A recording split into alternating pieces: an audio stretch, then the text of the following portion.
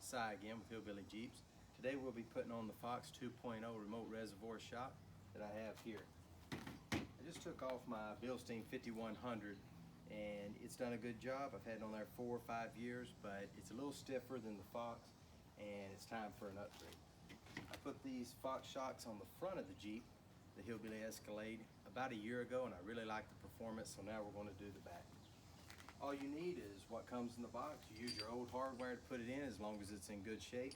And then you have the bracket here that holds the remote reservoir to the shock. You're going to want that pointing outward and to the front so it don't make contact with your sway bar. Only need a few tools. Your ratchet, a HW6 hex for the bracket, 16mm, 18mm socket, and for those top bolts, you're probably going to want a long extension to get to those. And for holding the bottom bolt, an 18mm ratchet, ratchet and boxed in, or a wrench to hold the other side while you loosen it with the ratchet. So let's get started. So first things first, we're going to install the bracket onto the remote shock reservoir. Tighten it down with the HW6 hex. So the next part of the removal process is to remove the bottom bolt here.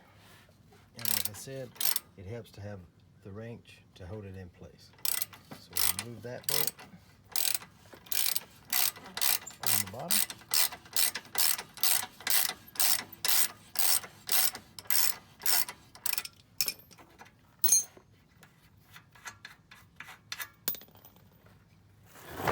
Now you might have to take something and pry in here to take the weight off of the bolt in order to pull the bolt out to get the shock tension off of it.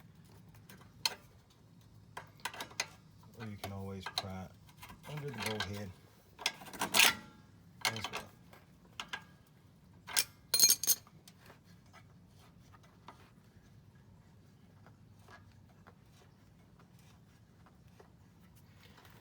Once that bolt is out, next we are moving up top.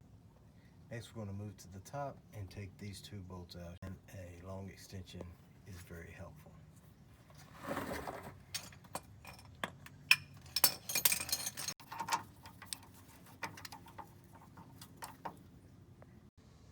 So with the bolts out of the top and out of the bottom, now we just pull it out. So next, with the shock in place, you're going to want to hand tighten these bolts a little bit just to hold the shock in place so that you can then compress the lower strut into housing there on the bottom. Now you might be able to do this by hand, or you can also use a floor jack to compress it and slide it over into the shock bracket.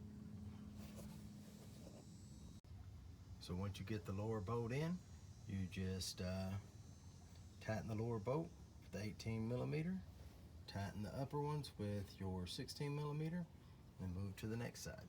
But it is on the front part of it there.